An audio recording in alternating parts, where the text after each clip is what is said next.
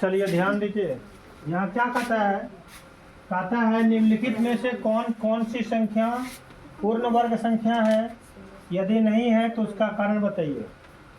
तो अभी हम तो आपको बताए थे, तुरंत क्या बताए थे, ध्यान दो सब कोई बोर्ड पर, बोर्ड को ही देखिए, इधर उधर कहीं नहीं, कोई बातचीत नहीं करेगा, एकदम बोर्ड में ही ध्यान देगा।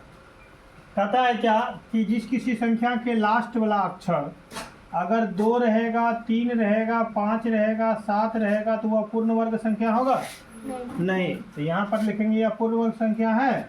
नहीं। क्या लिखेंगे? यह पूर्ण वर्ग संख्या नहीं है।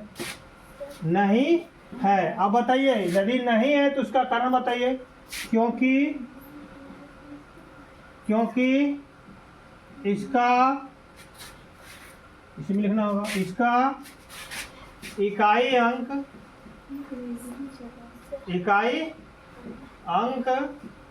कितना है?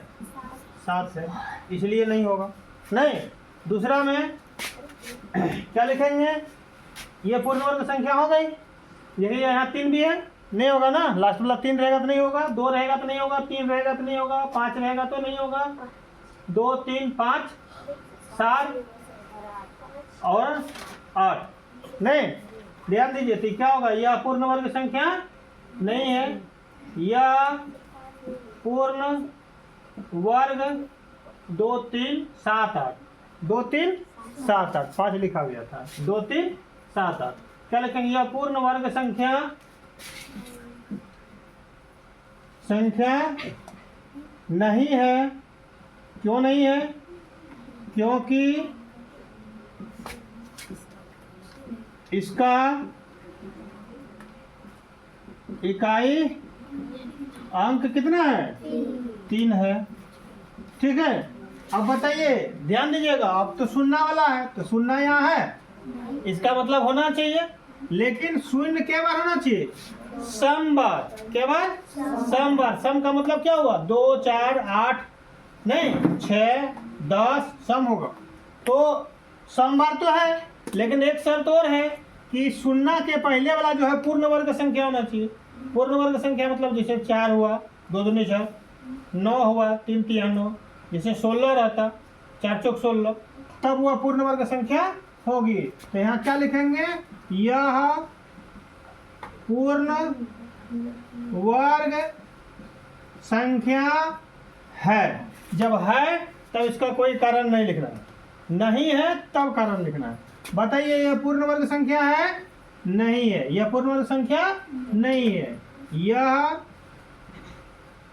पूर्ण वर्ग संख्या नहीं है। क्यों नहीं है भाई?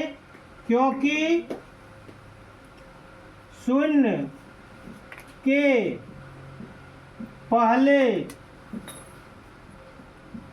पहली होगा, पहली संख्या पूर्ण वर्ग संख्या नहीं है। देखिए, लास्ट में सम बार शून्य होगा तो होगा, लेकिन उसके पहले वाला संख्या क्या होना चाहिए? पूर्ण वर्ग संख्या होना चाहिए। ठीक है। अब आ जाइए, कितना इसमें होगा कि नहीं होगा? नहीं होगा, क्योंकि इसका अंत में विषम बार शून्य है। तो लिखेंगे यह पूर्ण वर्ग संख्या नहीं है, क्योंकि अंत में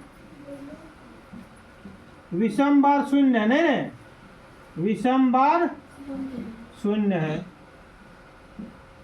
2 शून्य है, इसलिए नहीं होगा। ठीक है। अब बताइए, ये पूर्ण वर्ग संख्या है? 2 है? नहीं है। यहाँ लिखना होगा इसमें भी, यह पूर्ण वर्ग संख्या नहीं है, क्योंकि इसका इकाई अंक कितना है? 2 है, इसलिए नहीं होगा। अच्छा बताइए, यह पूर्ण वर्ग संख्या है? नहीं है, इसमें भी लिखेंगे यह पूर्ण वर्ग संख्या नहीं है, क्योंकि इसका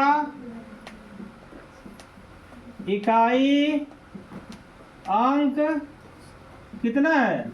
8 है, इसलिए नहीं होगा। लास्ट वाला होगा? नहीं होगा।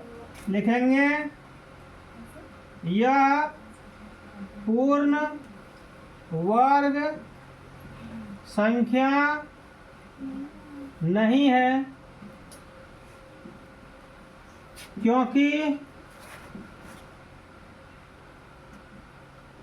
इसके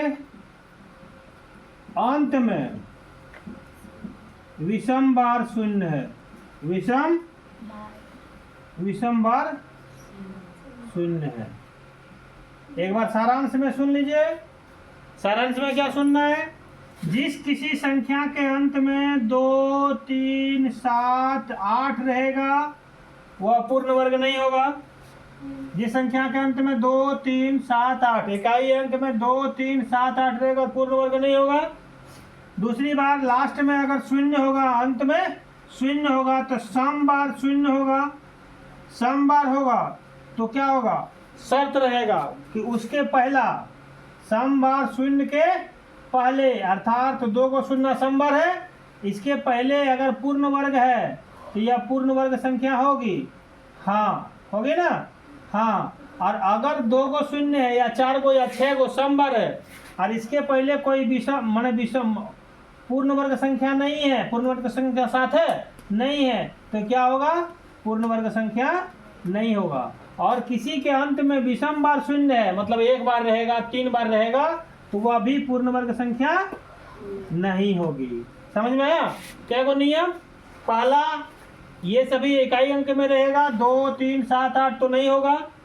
दूसरा, अगर लास्ट में सम बार शून्य है, इसके पहले कोई पूर्ण वर्ग संख्या है तो पूर्ण वर्ग संख्या होगी। सम बार शून्य है, पूर्ण वर्ग संख्या पहले नहीं है, नहीं होगा। अंत में अगर विषम बार शून्य है तो भी नहीं होगा। ठीक है, समझ में आया? चलिए लिखिए।